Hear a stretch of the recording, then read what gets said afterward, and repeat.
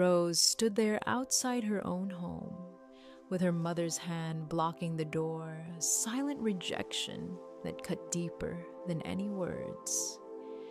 She had worked long shifts, made sacrifices, and still she was left out in the cold, literally. The garage was all she was good for now, the place where she provided but never belonged. As she watched her family warm and comfortable inside, she reflected on the years of hard work she'd given them. The cold wind bit at her, but the real chill came from the feeling of being invisible.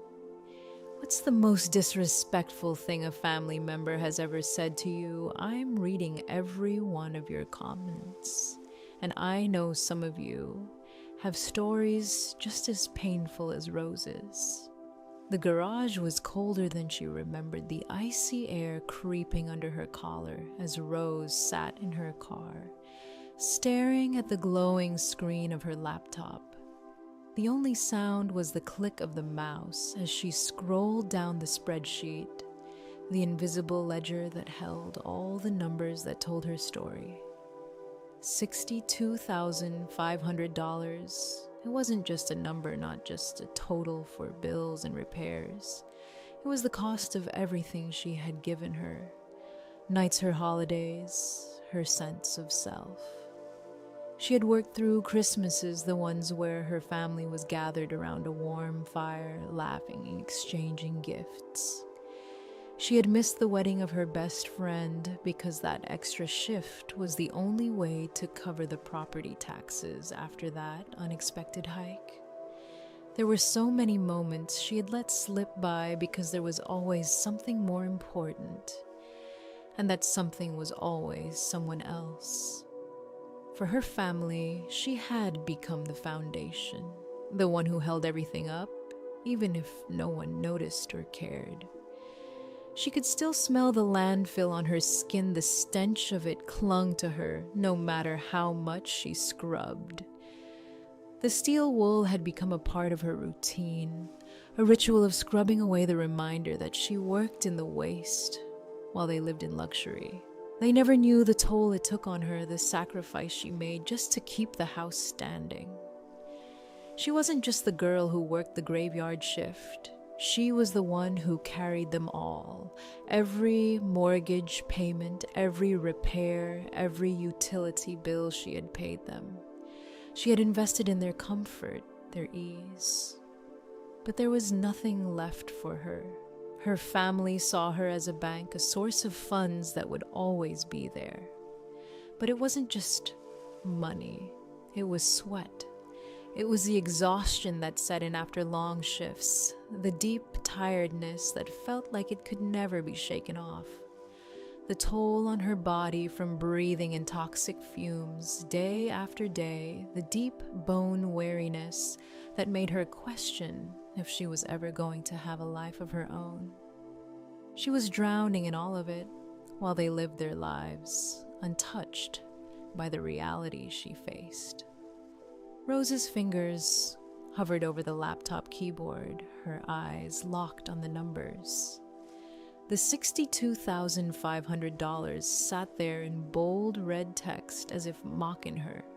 It was a constant reminder of how much she had given, how much she had sacrificed. But no one saw it.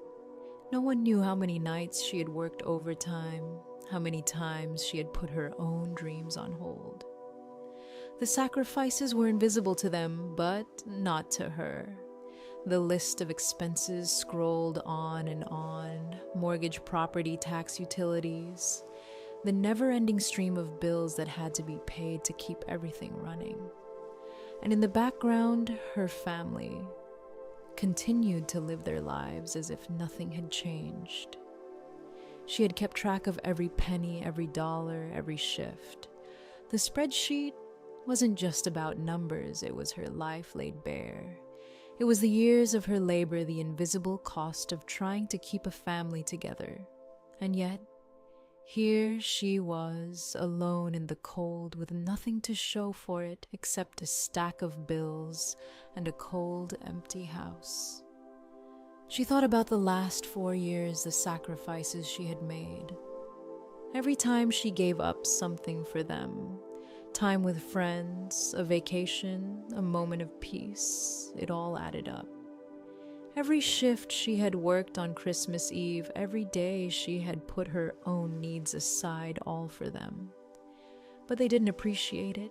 They didn't see her. Rose's mind drifted back to the conversations she had with her mother. The constant expectation that she would just step in, just cover the gaps. No questions asked. It was always, "Rose, can you help with this? Rose, can you take care of that?" And she did. Every single time. It was like she was the one who had to fix everything while they went about their lives without a care. She was the one who worked herself to the bone while they lived in their bubble of privilege. And when she needed something, just a little bit of understanding, just a moment of peace, there was nothing. No sympathy, no recognition, just more demands. The anger bubbled up inside her, but it was quiet, contained. Rose had always been good at holding it and burying it deep. But tonight, sitting in the freezing cold, she felt it rise to the surface. The anger wasn't loud. It wasn't a storm.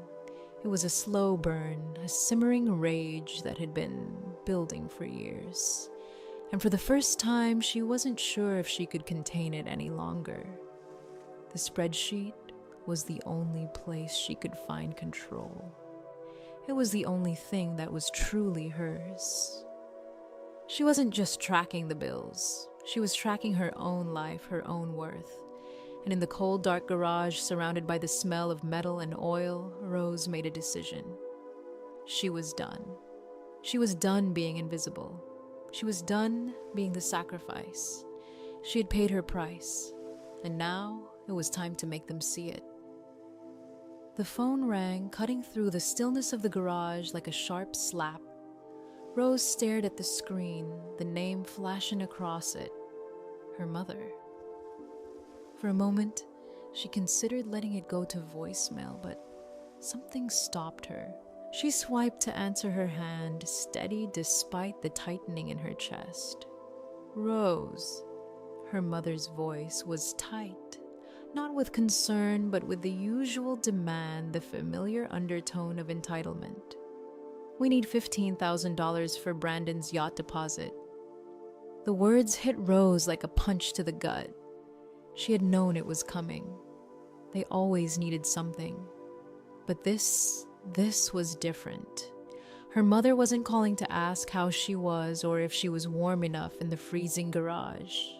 No, she was asking for money again, so Brandon could pretend to be the wealthy tycoon he was not. Rose's breath caught in her throat. 15,000, she repeated, her voice flat. Her mother didn't seem to hear the coldness in her tone. "It's for his image, Rose. You know how important this is. The partners are watching.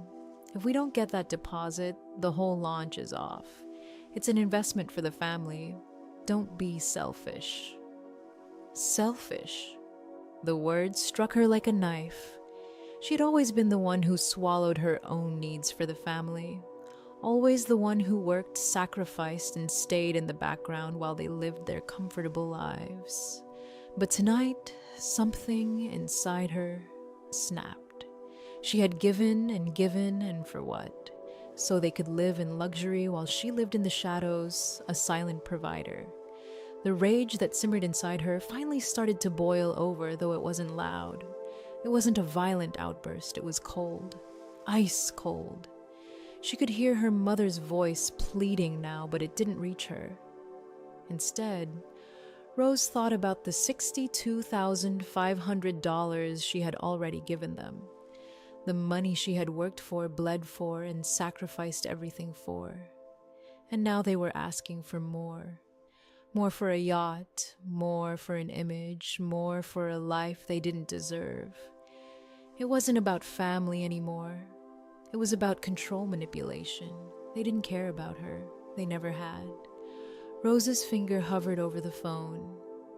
Her mother was still talking, still asking, still demanding. "I'll do it." Rose said suddenly, her voice steady now, betraying no emotion. I have the money, but you need to sign something. There was silence on the other end. Her mother, always in a hurry, didn't like this. What do you mean sign something? A gift waiver. Rose said, her voice soft and calm. It's for tax purposes. If I give you the money without it, the IRS will flag me. She knew exactly what she was doing. This wasn't a loan. It wasn't charity. It was leverage. A weapon. Her mother's desperation was palpable now. She wanted the money and she was willing to agree to anything to get it.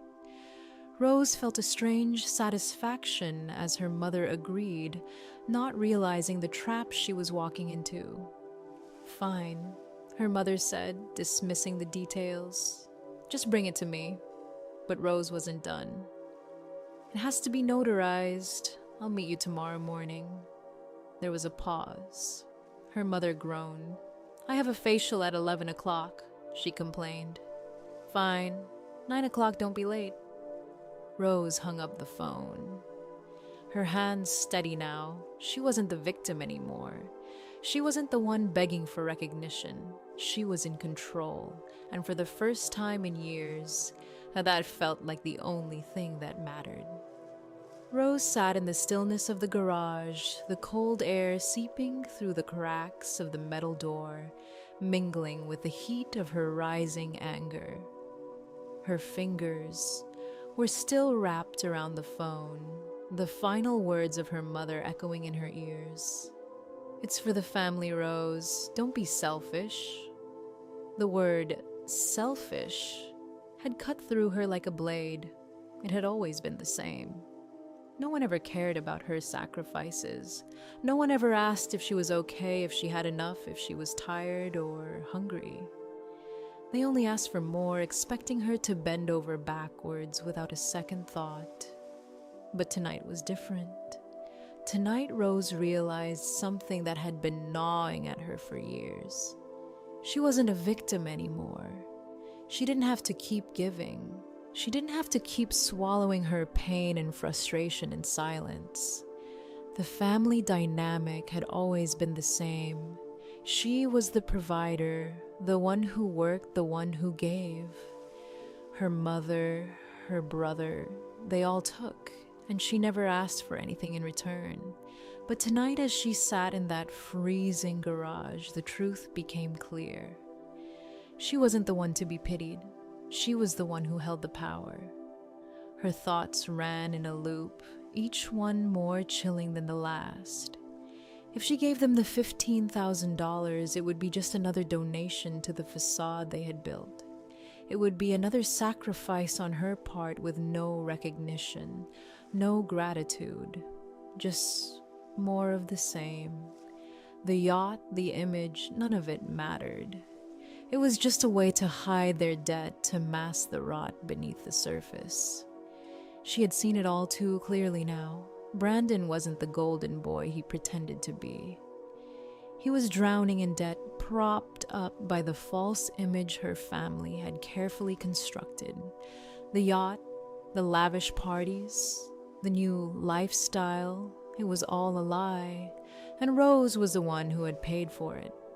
Over the years, she had watched her family live their lives as if she didn't exist, as if all her sacrifices were invisible. She had spent so many nights alone working through holidays, covering bills, putting out fires she didn't start.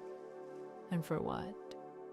So they could continue their charade, their expensive lifestyle without a care in the world. No more. She wasn't going to give them the $15,000 like some dutiful daughter. That would be the easy way out, the quick fix. It would be emotionally satisfying for a moment, but it would leave her empty just as it always had. No, Rose realized it was time to take control. It was time to turn the tables. The thought came to her, slowly, like a dark seed sprouting in the pit of her stomach. She could give them the money. She could watch her mother's face light up with relief.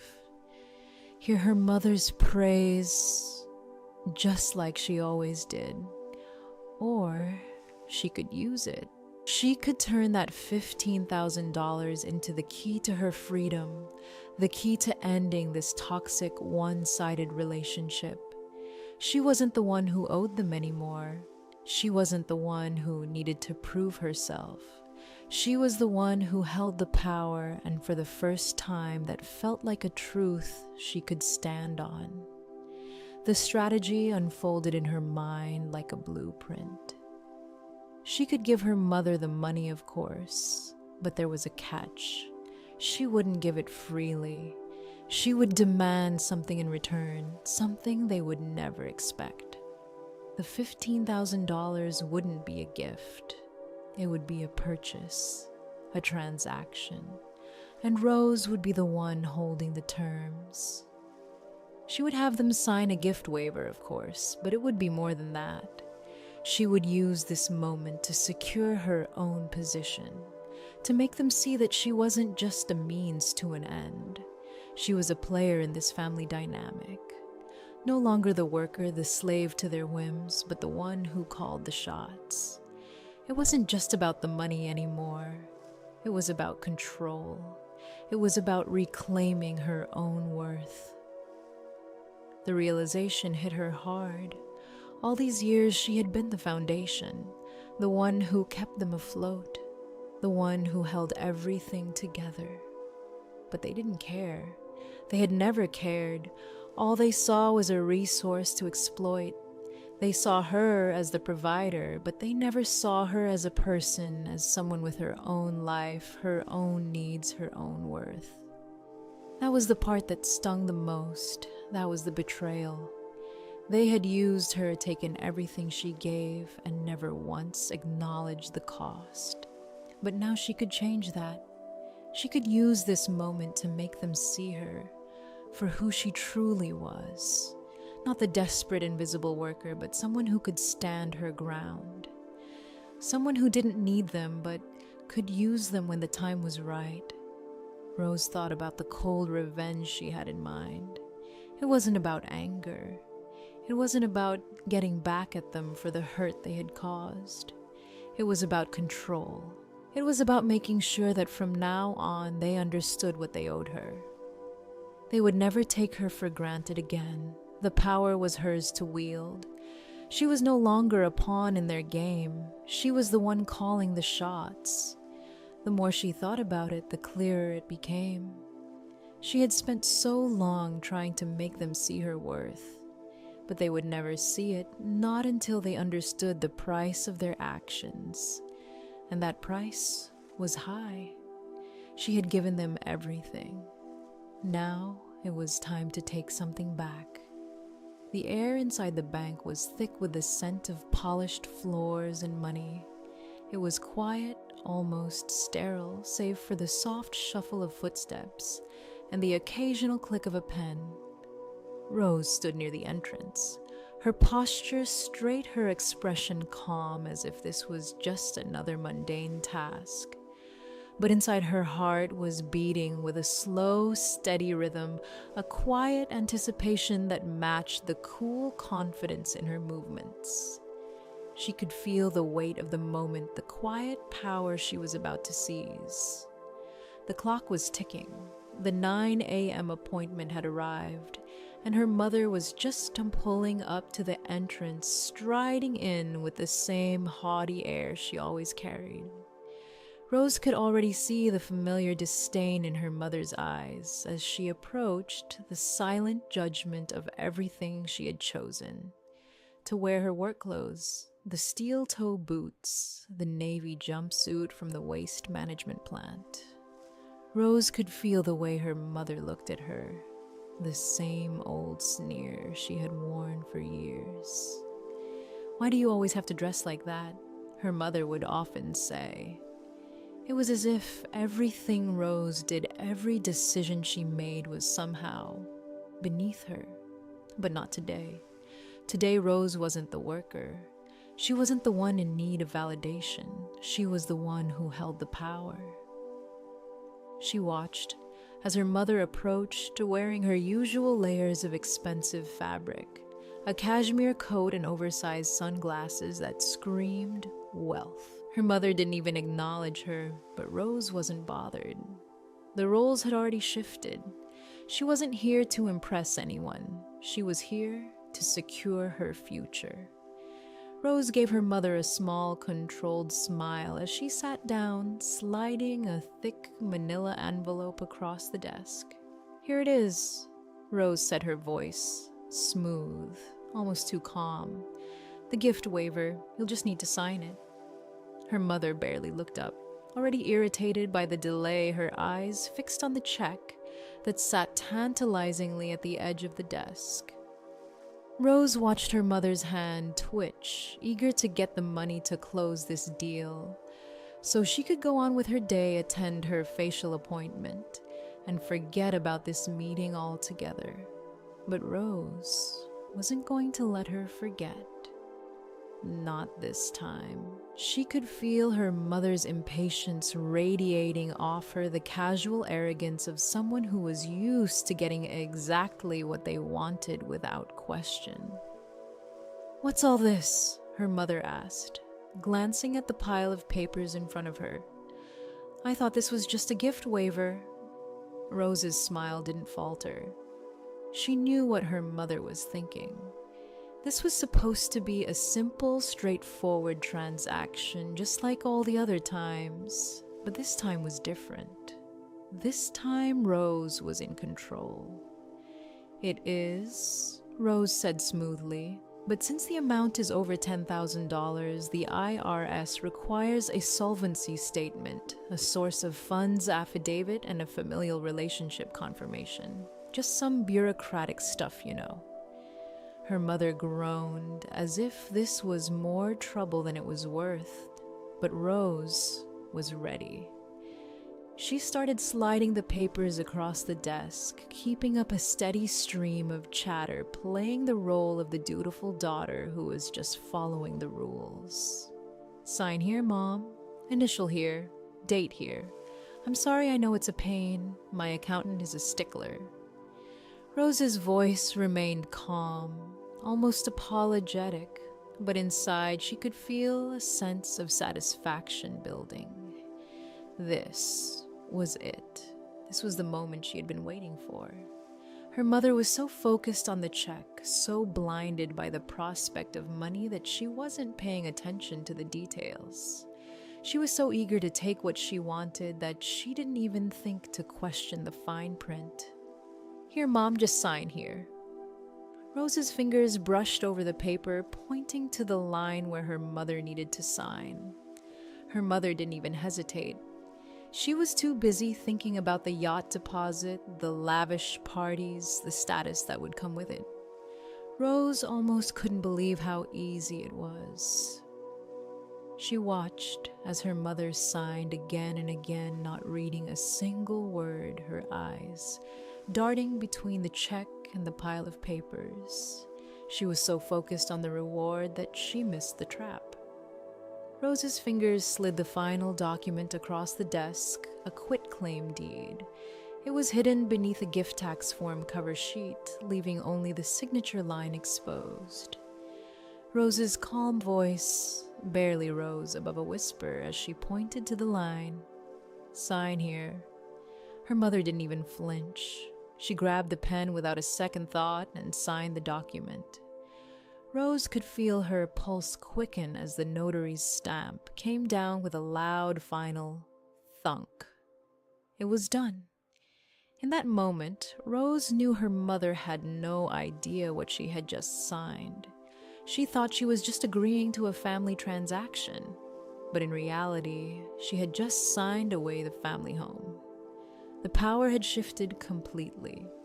Rose stood up, her heart still steady, her face calm.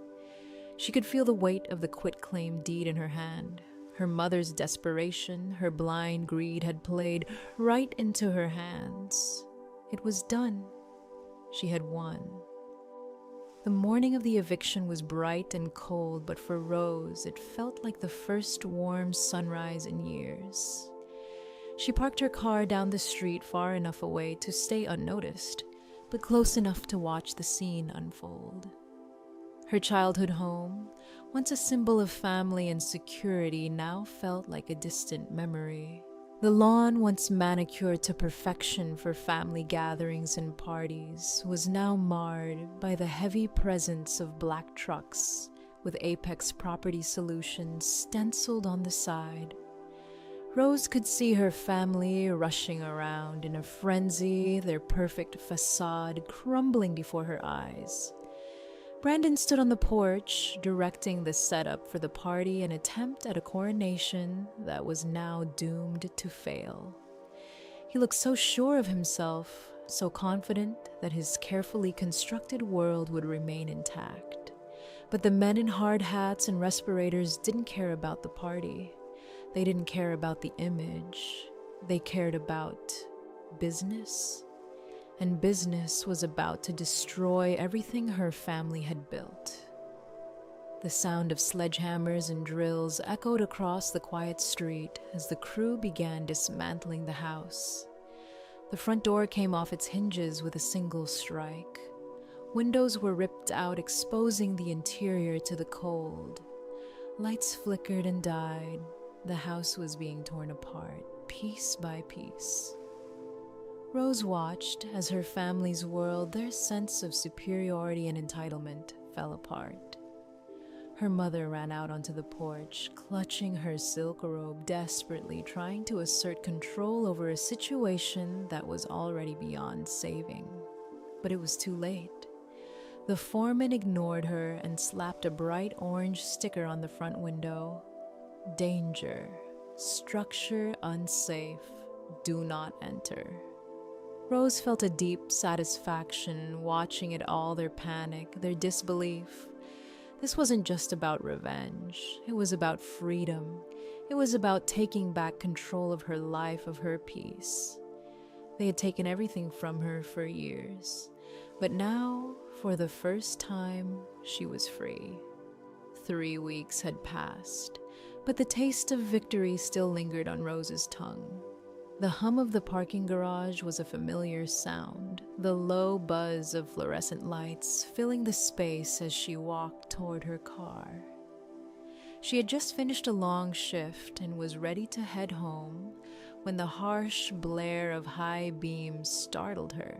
A luxury SUV was blocking the exit, its headlights blinding her.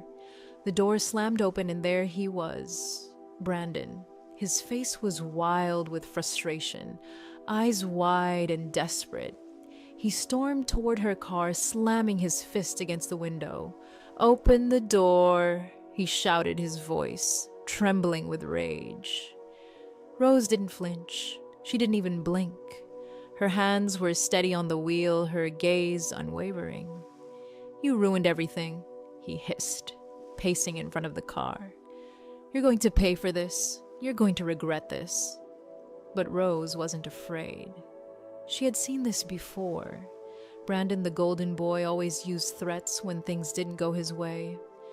But this time, the tables had turned. "I don't think I will," she said calmly, her voice measured, controlled. Her eyes locked onto his, and for the first time she saw the fear in his. He wasn't powerful anymore. He was desperate. He knew his world was collapsing, and he had no control. "You think I won't do something about this?" He spat, his hands shaking now. But Rose remained calm, her voice steady as she picked up her phone. "Do you remember the day I cleaned your office?" she asked softly, holding the phone up to the window. "I found a plastic bag of shredded documents. Your documents. I fixed your shredder, put everything back together. I know what you've been hiding, Brandon." The color drained from his face as the realization hit him. Rose had the power to destroy him, to expose his fraudulent actions. The draft email was ready, the evidence compiled. She didn't need to send it. Just the threat was enough. "You run, and I send this to the medical board and the FBI. You know I will." She didn't raise her voice. She didn't need to. The weight of her words hung heavy in the air. Brandon froze, his bravado shattered, and with a final fearful glance, he turned and fled. Rose watched him run her hands, still steady on the wheel, knowing she had won.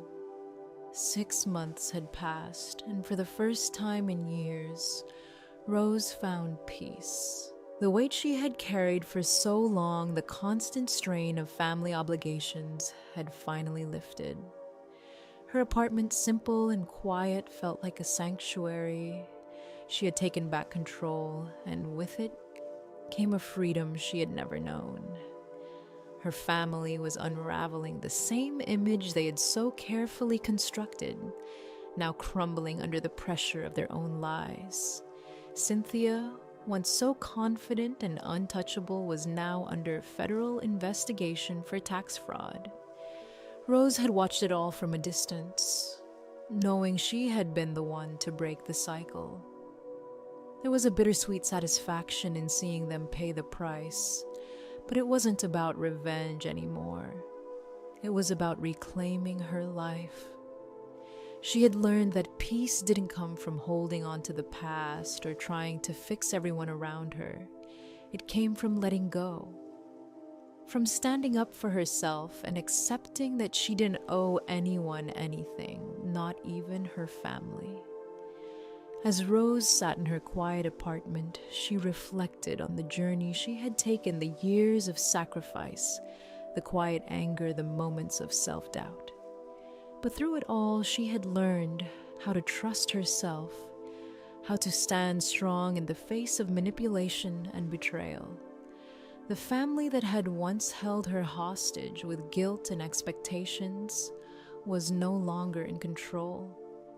She was, and for the first time in a long time, she could breathe. If you've ever felt like you've been taken advantage of, like your worth was measured only by what you could give, Rose's story might resonate with you. Take a moment to reflect on the relationships in your life. Are they empowering you or holding you back? If you found strength in this story, like and subscribe. Take control of your own peace, just like Rose did.